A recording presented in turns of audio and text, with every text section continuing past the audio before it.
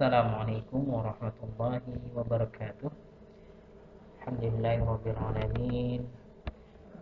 Alladzi hadana Allah bihadza wa ma kunna linahtadiya laula an hadana Allah. Asyhadu an la ilaha illallah wa asyhadu anna Muhammadan abduhu wa rasuluh. La nabiyya wa la rasulahu ba'da. Amma ba'd. Kawan-kawan, saudara-saudara dan teman-teman sekalian, alhamdulillah pada hari ini kita coba untuk melanjutkan pengajian kita. Hari ini kita akan bersama-sama membahas tentang Idul Adha yang kita ambil dari kisahnya Nabi Ibrahim alaihissalam. Kisah Nabi Ibrahim yang kita akan ambil dari surat As-Saffat ayat 100 sampai 108. Baik teman-teman, sebelum kita bahas dari ayat per ayat, mari kita mulai dengan bersama membaca Al-Fatihah. Kemudian kita baca dulu surat As-Saffat ayat 100 sampai 108, baru kita bahas tentang ayat per ayat dari surat As-Saffat tersebut. Mari kita tawassul bersama ila hadratin Nabi Rasulullah sallallahu alaihi wasallam. Al-Fatihah. A'udzu billahi minasy syaithanir rajim. Bismillahirrahmanirrahim. Alhamdulillahi rabbil alamin. Ar-Rahmanir Rahim. Maliki yaumiddin. Iyyaka na'budu wa iyyaka nasta'in. Ihdinas siratal mustaqim. Siratal ladzina an'amta 'alaihim ghairil maghdubi 'alaihim waladdallin.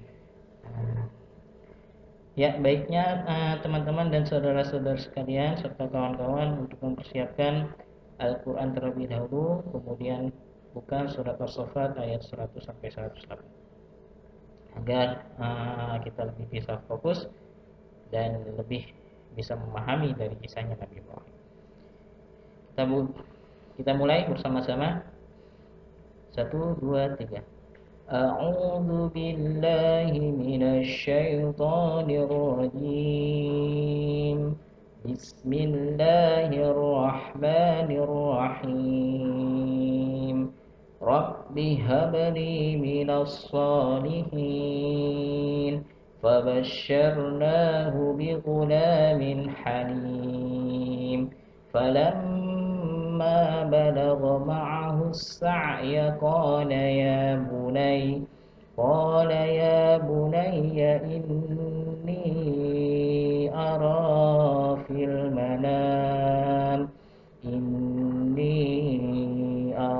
في المنام أني أذبحك فانظر ماذا ترى قال يا أبت افعل ما تؤمر ستجدني إن شاء الله من الصابرين فلما أسلما وتله للجبين وناديناه أن يا إبراهيم قد صدقت الرؤيا إنا كذلك نجزي المحسنين إن هذا لهو البلاء المبين وفديناه بذبح عظيم وتركنا عليه في الآخرين صدق Allahul Azim. Baik teman-teman, kita coba bahas dari ayat yang tadi kita baca, ayat 100 terlebih dahulu. Rabbi habli minas shalihin. Masya Allah, ini adalah doa yang sering kali kita dengar dalam kehidupan sehari-hari kita. Ternyata doa ini adalah doa yang dilantunkan oleh Nabi Ibrahim alaihissalam kepada Allah ketika Nabi Ibrahim ingin mempunyai seorang anak. Apa kata Nabi Ibrahim? Rabbi habli minas shalihin. Wahai Tuhanku, ya Allah, berikanlah aku, karuniakanlah aku atau anugerahkan aku seorang anak yang termasuk dari golongan yang soleh. Seperti itu. Artinya apa? Artinya di sini Nabi Ibrahim punya harapan, punya keinginan bahwasanya beliau ingin mempunyai seorang anak. Tapi anaknya dengan adalah anak yang soleh. Tentu ibu-ibu hamil, ya, kita ataupun bapak-bapak, calon bapak itu sangat ingin anaknya menjadi anak yang soleh. Nah, doa ini bisa kita lantunkan dan kita bisa tirafatkan atau kita amalkan ketika istri kita sedang hamil ataupun perempuan yang kita cintai hamil gitu ya, atau ibu yang sedang hamil itu bisa mengamalkan doa ini dengan harapan bahwasanya anak yang akan dilahirkan menjadi anak yang soleh.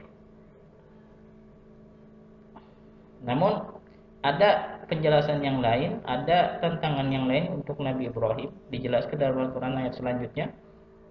Fabasyarnahu bighulamin halim. Nah, setelah Nabi Ibrahim memanjatkan doanya kepada Allah dan Allah mengabulkan doa daripada Nabi Ibrahim alaihissalam. Dengan apa?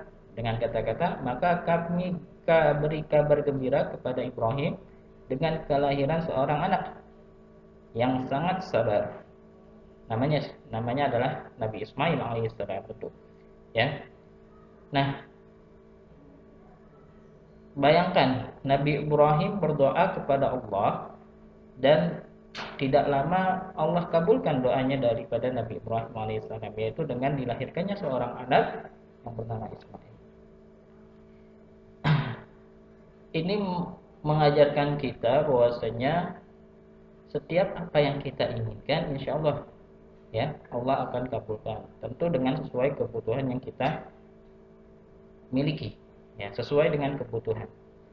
Kalau memang kita ingin tetapi belum sesuai dengan kebutuhan dan kemampuan kita, tentu akan ditunda terlebih dahulu.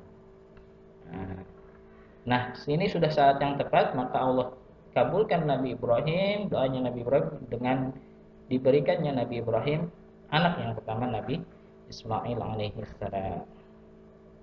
Ya. Dikisahkan Nabi Ismail ini adalah seorang anak yang dilahirkan oleh Siti Hajar. Siti Hajar melahirkan anak bernama Ismail penuh banyak rintangan ketika itu. Ya. Nabi Ibrahim dikisahkan Nabi Ibrahim membawa Siti Hajar dan Nabi Ismail ke kota Mekah. Nah, ketika di kota Mekah, Nabi Ibrahim diperintahkan untuk meninggalkan Siti Hajar dan Nabi Ismail. Itu tantangan, banyak sekali tantangan. Ya, untuk mengabulkan seorang anak yang menjadi soleh, ini baru anak saja ya. Anak yang diberikan oleh Allah kepada Nabi yang belum tentu soleh, sesuai dengan kemampuan daripada Nabi Ibrahim tersebut mendidik anak yang menjadi soleh. Nah, maka Allah menuntun Nabi Ibrahim bagaimana cara mendidik anak yang soleh. Dengan apa? Dengan ketika ada ujian di situ, Nabi Ibrahim tidak menyalahkan takdir. Ketika Nabi Ibrahim diperintahkan oleh Allah meninggalkan Siti Hajar dan Nabi Ismail di kota Mekah, Nabi Ibrahim turut, ya, nurut. Dalam bahasa sekarang, sami'na wa ata'na. Jadi Nabi Ibrahim nurut.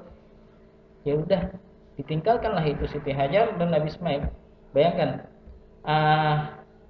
sekarang di kehidupan sekarang, istri mana dan anak mana yang ingin ditinggalkan oleh suaminya, ya? Dan ternyata kisah tersebut menjadi pelajaran bahwasanya ketaatan kepada Allah adalah nomor satu, ya. Bahwasanya Nabi Ibrahim meninggalkan Siti Hajar dan Ismail di padang yang sangat gersang ketika itu, dan Nabi Ismail bayi ketika itu nangis, ya, nangis karena ingin minum, kehausan. Betapa bingungnya seorang Siti Hajar, ya, kebingungannya beliau tidak ada suami, suaminya meninggalkannya bukan karena meninggalkan tidak berdiri, bukan, ya, tetapi karena memang diperintahkan oleh Allah untuk meninggalkan, dan mereka berdua sangat tabah, sangat sabar. Nah, ketika dipukul, ketika Siti Hajar merasa Nabi Ismail kehausan, Siti Hajar kebingungan. Ketika kebingungan pun Siti Hajar meminta kepada Allah, dengan apa diperintahkan oleh Allah, bahwasanya Siti Hajar berlari-lari dari Bukit Sofa ke Marwah, dengan niat bahwasanya agar anaknya tidak nangis, ya, karena terhibur bahwasanya menunggu kedatangan Siti Hajar untuk mencari air. Berlarilah Siti Hajar dari Sofa ke Marwah, dilihat oleh Ismail, dan Ismail akhirnya terdiam sampai 7 kali kejadian tersebut, dan sampai akhirnya tidak mendapatkan air sedikit pun. Kembalilah ia Siti Hajar kepada Nabi Ismail, dan diperintahkan oleh Allah pada Siti Hajar untuk memukul, ya, memukul tadah, dan keluarlah di situ sumber air yang bernama Zam. Itu baru cobaan yang pertama, ya. Jadi ada tahap-tahapan bagaimana menjadikan anak yang menjadi soleh. Nah, kita berharap anak soleh, tetapi dimanja. Nah, kita berharap anak menjadi soleh, tapi apa yang diminta selalu dikasih. Itu jangan harap. Kenapa? Karena kisahnya Nabi Ibrahim mengajarkan kita bahwasanya untuk mendidik anak menjadi soleh tidak harus memberikan apa yang anak kita minta, tidak harus, tetapi dengan tahapan-tahapan tertentu. Apalagi? Kita lanjutkan di ayat 102. فَلَمَّا بَلَغَ مَعَهُ السَّعْيَ قَالَ يَا بُنَيَّ إِنِّي أَرَى فِي الْمَنَامِ أَنِّي أَذْبَحُكَ فَانظُرْ مَاذَا تَرَىٰ قَالَ يَا أَبَتِ افْعَلْ مَا تُؤْمَرُ سَتَجِدُنِي إِن شَاءَ اللَّهُ مِنَ الصَّابِرِينَ. Nah, ya, di situ kisahnya tadi dikisahkan ketika masih bayi, masih balita, Nabi Ismail bersama Siti Hajar ditinggal oleh Nabi Ibrahim. Dan beralih di kisah selanjutnya, yaitu ketika Nabi Ismail beranjak dewasa, ya. Artinya bahwasanya Nabi Ibrahim ketika itu bersama Nabi Ismail di kota Mekah, selesai perintah Allah dilaksanakan ketika masih balita, dan bertemulah Nabi Ibrahim kepada Nabi Ismail di kota Mekah ketika itu.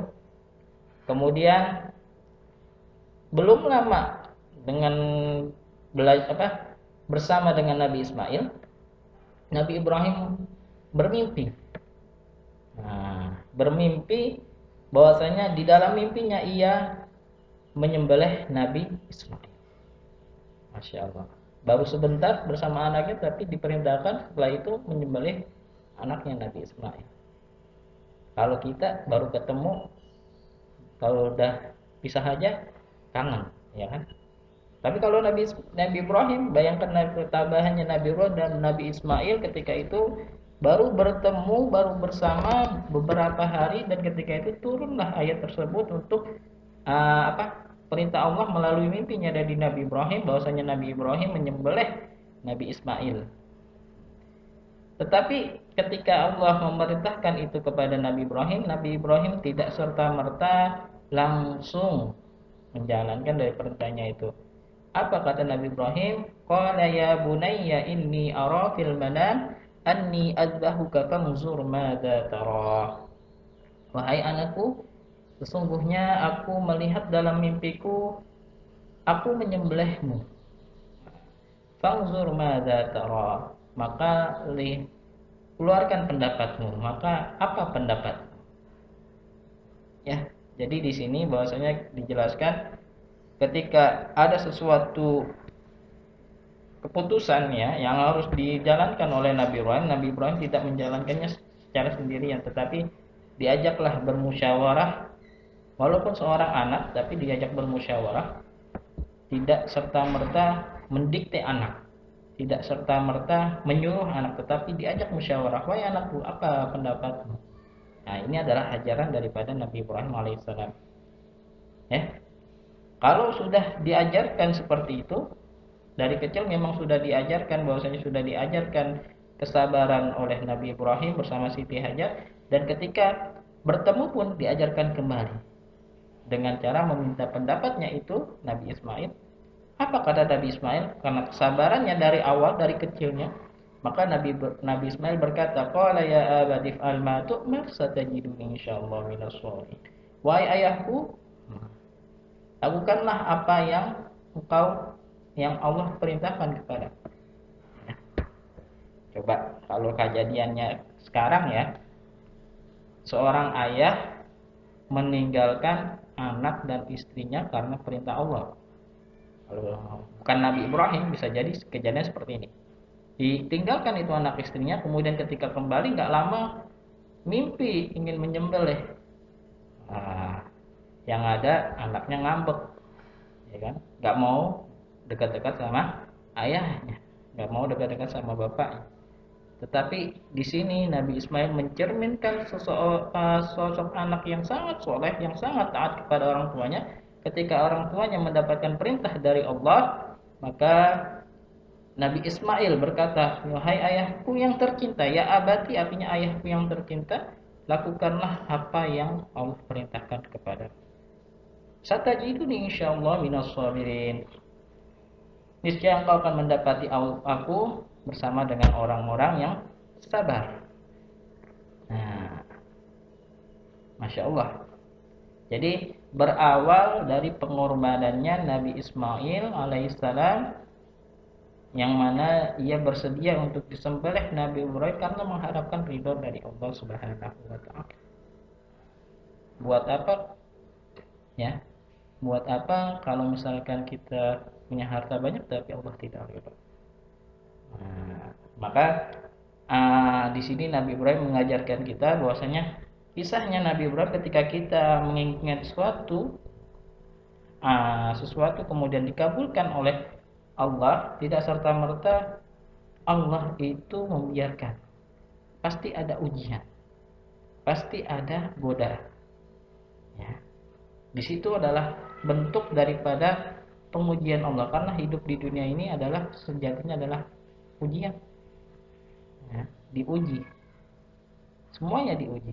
Kita tidak punya harta pun diuji, punya harta pun diuji. Yang punya anak diuji, tidak punya anak pun diuji.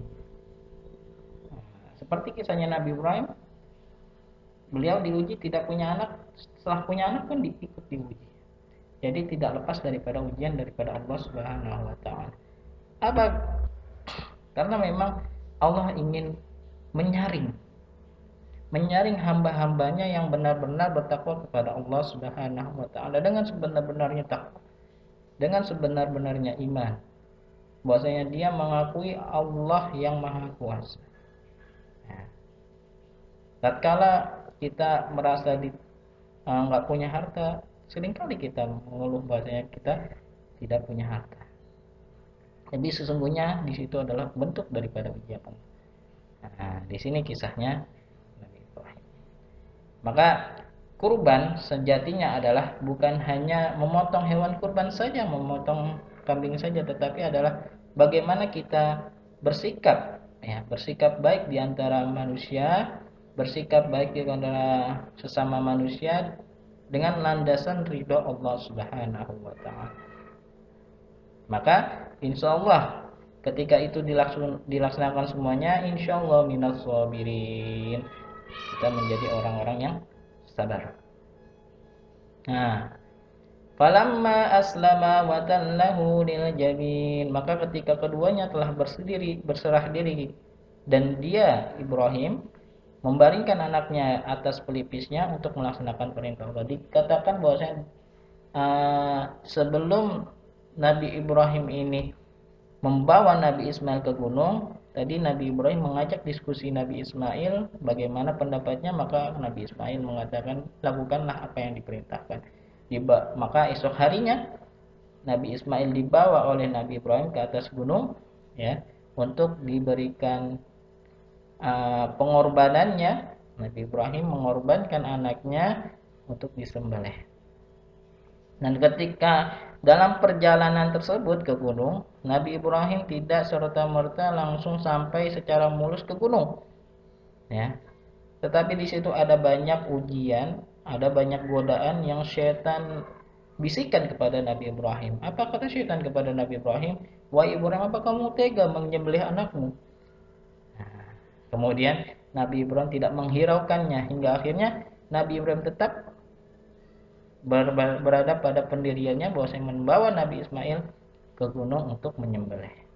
Karena memang sudah tekad dan mengharapkan ridho daripada Allah Subhanahu wa taala. Ya. Bayangkan ketika kita ingin mengorbankan sesuatu pasti banyak cobaannya. Ya kan? Kita mau bersedekah, ada cobaannya. Apa cobaannya? Harta kita tiba-tiba hilang misalkan.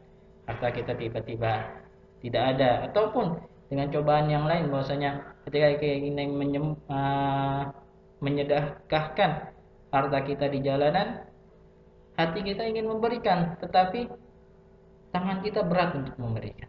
Kadang seperti itu terjadi, itu adalah bentuk daripada godaan dan bisikan syaitan. Nah, kita layaknya mencontoh Nabi Ibrahim ketika mendapatkan godaan dan cobaan tersebut tidak terpengaruh dan tetap berpendirian kepada pendirian awalnya bahwasanya akan menyembelih, mengorbankan Nabi Ismail alaihissalam. Luar biasa ketawakalan daripada Nabi Ibrahim dan Nabi Ismail. Jadi bentuk daripada Idul Adha sendiri bukan hanya semata-mata menyembelih hewan kurban, tetapi juga bentuk ketawakalan kita kepada Allah Subhanahu wa taala. Nah, diriwayatkan bahwasanya ketika Nabi Ismail ingin disembelih oleh Nabi Ibrahim, Nabi Ismail meminta kepada Nabi Ibrahim, "Wahai ayahku, ketika engkau ingin menyembelih aku, alangkah baiknya agar engkau tidak kasihan kepadaku dan aku tidak merasa sakit, tutuplah mataku dan ikatlah tanganku dan kakiku dan hadapkanlah aku ke bawah." Itu kata Nabi Ismail. Agar Nabi Ibrahim cepat melaksanakan tugas itu, tidak sehingga Nabi Ismail tidak merasa kesakitan. Dan Nabi Ismail pun tidak berontak, ya. Agar Nabi Ismail pun tidak berontak. Nah, itu pun dicontohkan daripada Nabi Ibrahim bagaimana tata cara menyembelih hewan kurban. Berasalkan dari pisau yang tajam, kemudian hewan tersebut matanya harus ditutup, kemudian kakinya harus diikat dan lain sebagainya. Banyak kisah yang kita bisa ambil. Baik, satu lagi ayat 104. وَنَادَيْنَاهُ أَن يَا إِبْرَاهِيمُ. Nah, ketika Nabi Ibrahim ingin segera menyelesaikan tugasnya, Allah segera memanggil Nabi Ibrahim, "Wahai Ibrahim." Nah, ya. Allah ingin Nabi Ibrahim tetap yakin bahwasanya itu benar-benar perintah Allah. Awalnya ketika ingin menyelesaikan tugasnya, Nabi Ibrahim merasa ragu, ada keraguan sedikit. Tetapi Allah bantukan dengan keyakinan yang membantu keyakinan daripada Nabi Ibrahim. "Wahai Ibrahim, qad saddaqta ru'ya inna kadzalika najzil muhsinin." Sesungguhnya telah benar itu mimpimu. Ya, maka lakukanlah. Sesungguhnya aku akan membalas ganjaran daripada orang-orang yang berbuat baik. Baik, di sini adalah bentuk daripada keyakinan. Kita akan teruskan tafsir ayat ini dan penjelasan ayat ini insyaallah minggu depan, ya. Wallahu muwaffiq ila aqwamit thoriq. Assalamualaikum warahmatullahi wabarakatuh.